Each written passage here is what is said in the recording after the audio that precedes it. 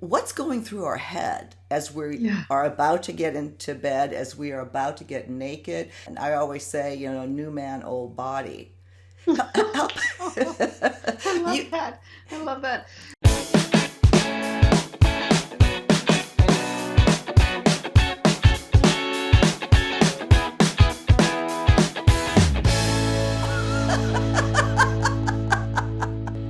Thank you so much for joining us today on Second Act TV. I'm so happy to welcome back speaker, author, and body peace coach Nina Manolson today. Nina, thank you so much for joining me again.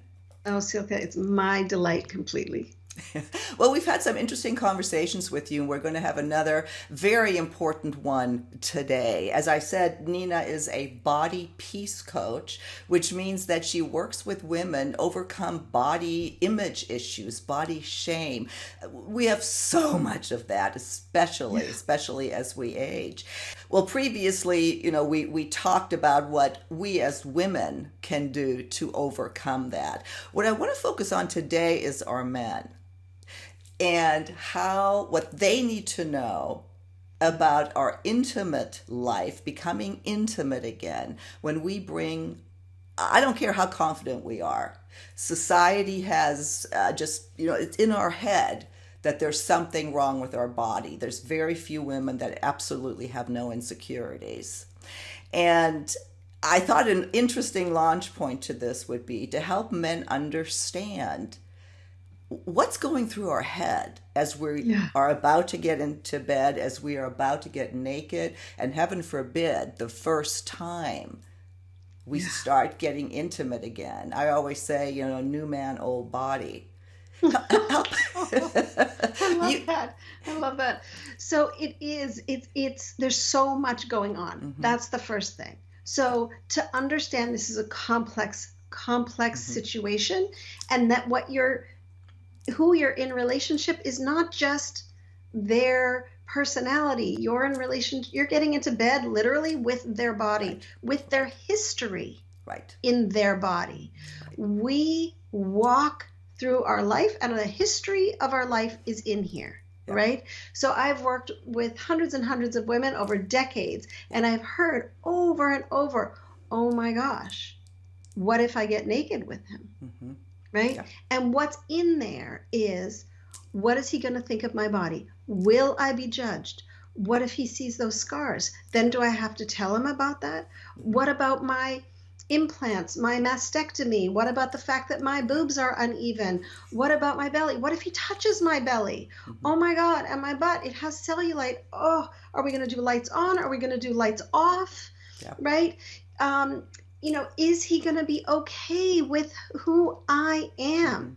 And let me tell you, that tirade, that whole inner monologue can get a woman out of her body like that.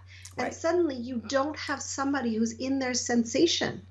The sensuality there's a leak in sensuality because they're in their mind about, is my body acceptable?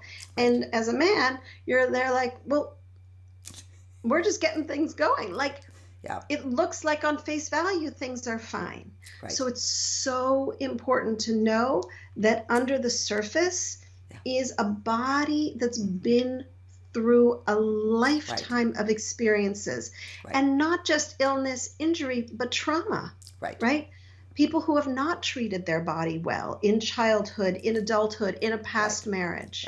Right? There's so much emotional baggage that we bring into bed with us, literally. Right, literally. There's several comments. We do a lot of sexual health topics and starting up new again, what you need to know, from a sexual health perspective. And lots of comments from men. And one of them, actually, one strikes or stands out the most, but I've got several in that direction, is that, I was really attracted to a new woman I was dating. I thought we were coming along great in a relationship. And then when it came to getting intimate, she became so insecure. Finally, it just turned me off. I couldn't, he says, I hate to admit it, I don't want to seem so shallow, but I just couldn't deal with it. Yeah. And thank you, thank him for saying that, because that's why our conversation today is so important. It is. Yeah.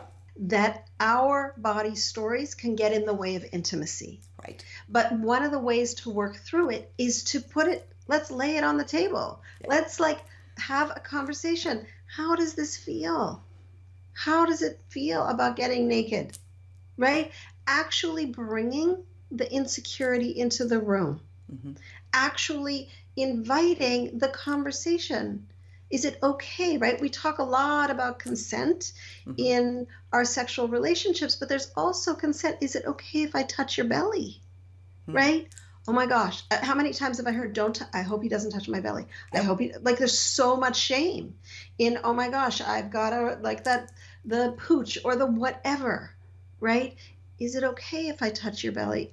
Are there places in your body that you feel a little concerned about? Is there anything you want me to know?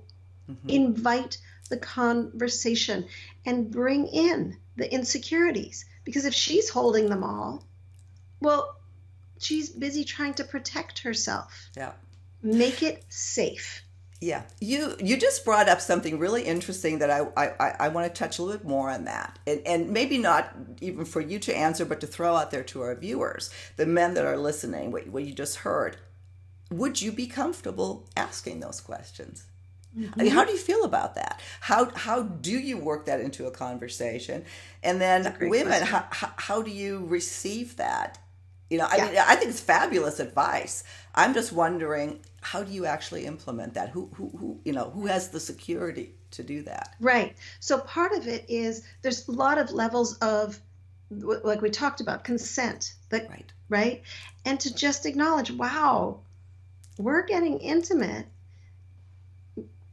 We're in these bodies at this age. I imagine it might bring up some stuff for you, because I know it brings up a little stuff for me. Is there anything you want me to know? Right? Yeah. Just appreciate the fact that this is a body that's been through a lifetime and that you have issues too. Right? Yeah. And sharing a little bit, saying, wow, I have a scar. Sometimes, I don't want you to get concerned, but I have this old scar. Just naming any part of yourself to bring the conversation to the forefront so she can say, oh, he's human. Yeah. Right? And if it feels uncomfortable to say those, to say, I just want you to know, I know sometimes women can be insecure. I love your body as it is. Mm-hmm. That's why I want to be with you. You brought up another really great point, and that is that, as this video today is, of course, directed to women, men have these issues too. We recognize that. I actually want to do a segment on that. I found some very interesting articles as I was getting prepared to talk with you again about how men just also really struggle with this, but they're not quite allowed to express it the way that we're talking about now. So, another good conversation, not for today, but I do want to acknowledge that.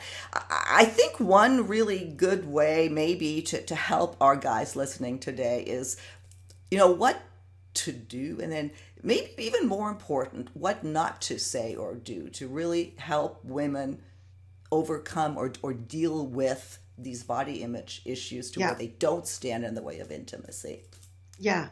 So I think what I want to get into actually applies to what you were saying, that men also have insecurities. Right. So what should we not be doing, as well as what should men not be doing, is valuing somebody for the shape of their body. We are so much more than our fitness, our thinness, our tallness, our six-pack, our biceps, or whatever, right? So when we as women objectify men and go, ooh, I like your abs, same thing. Those abs are not going to last forever. Right. Bodies change. We age. We have injuries. There are times we are active and engaged and strong, and sometimes we're injured. So for a man, instead of saying, wow, you're so slim, I love your, thinness or whatever, that you're so, it's all physical compliments, right? That values somebody on solely their appearance, right? Yeah. We want to be valued. Yeah, it's nice if we feel like we look nice, but we can compliment that in a different way.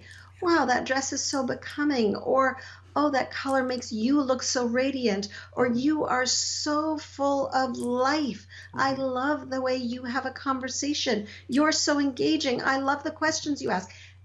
Compliment both men and women. Right. Compliment us on who we are, Yeah. not how we look. Yeah. Because how we look, and we know this at this age, changes. Right. And to let ourselves be valuable and seen and appreciated and adored for who we are as we are, and then it'll change.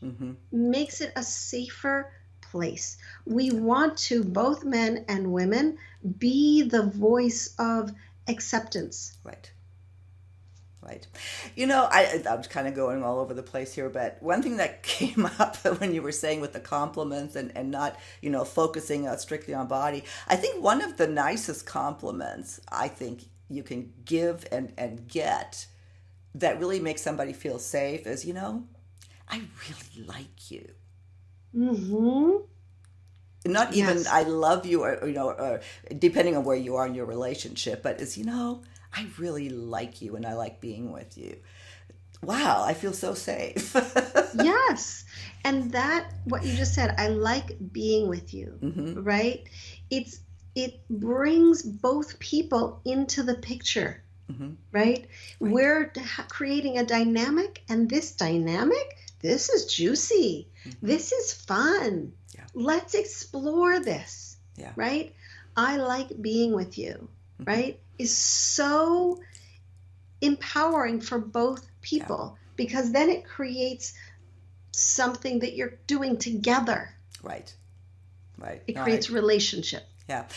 I think one of the things that has gotten us, both men and women, also to a point of maybe, you know, having specific insecurities is not only what society and the media put on us about how we should be, but really what we do to each other, simply by comments we make, not even to each other, but about other people. Or I know, and I won't go into the details, but at a very early age, I heard some guy, 14 years, I think we were 14, 15, it affected me for 20 years. Yes, so important, right? Those passing comments of how people talk about other women. Right. So you're on a date, you're talking about somebody, you're talking about your aunt, and you say, oh, you know, my aunt so-and-so, she's so fat, and well, that person, that woman sitting across from you goes, oh, he labels people and he judges people. Is he labeling and judging me? Right? Same way that men watch somebody walk by, right? Some young, small-bodied human walks by, and the man's gaze goes, the woman goes, oh, see, he values youth and small bodies. I'm not so young anymore, and I don't have a teeny tiny body, so you know what? This is not a safe place for me. Yeah. Right? So in our actions, in our behavior, we are either creating a place that the other person feels like, yeah, my body's safe. Yeah. Or we're creating a place where the person goes, no, I'm going to be judged. When I get naked, for sure, the way he talked about his aunt and the way he talked about the woman at the gas station and the way he looked at that young woman walking by, he's judging me. Yeah. This is not a safe place for me. And so it's hard to create that intimacy. Yeah, it is. It's funny. John Gray has been on this program a few times, and he said something that it was kind of funny, but it really hit home too. He said, you know, what women really need to understand is that when you're the only naked person, only naked woman in the room with this man, you're the most beautiful woman there is. And yes, I agree with that. But it is really tough. I get it. It's really tough to feel like that when you've been through the ringer. It is. And to John Gray's point, yes, to the man, you are the most beautiful person in the room. For the woman, this is not the only man in the room. There's a lot of men and voices in her head. Yes. That's the difference. Right. Right?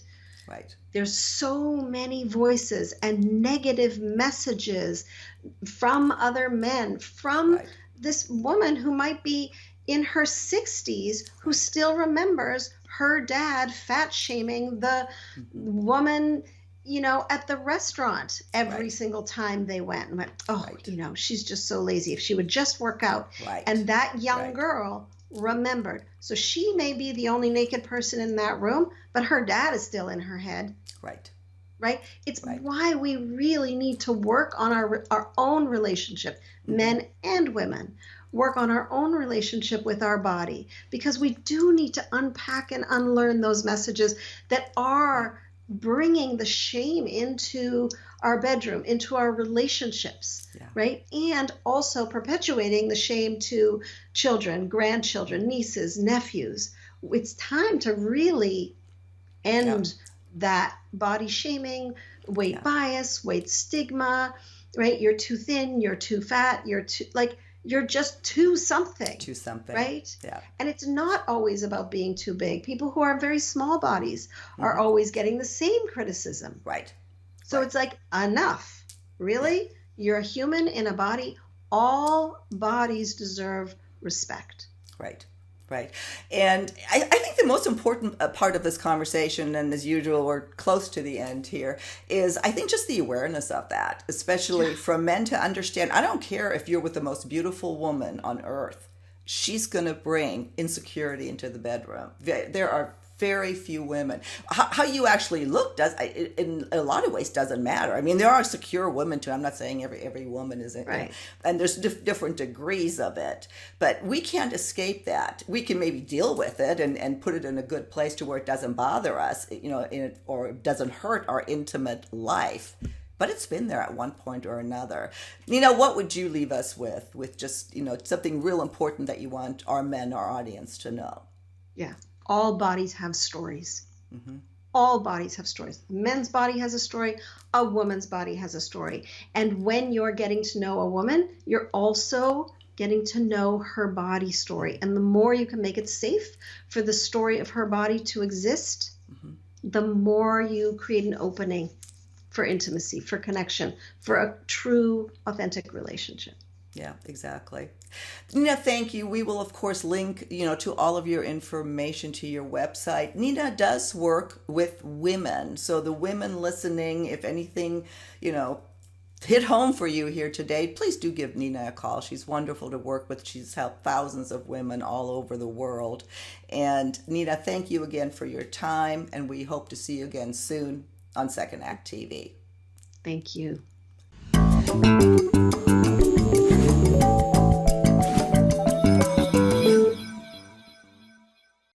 If you haven't done so already, please be sure to subscribe to our channel. The button is right here. Just click on through to YouTube, and when you see the little bell right next to the subscribe button, hit that too, and we'll notify you every time we launch a new video.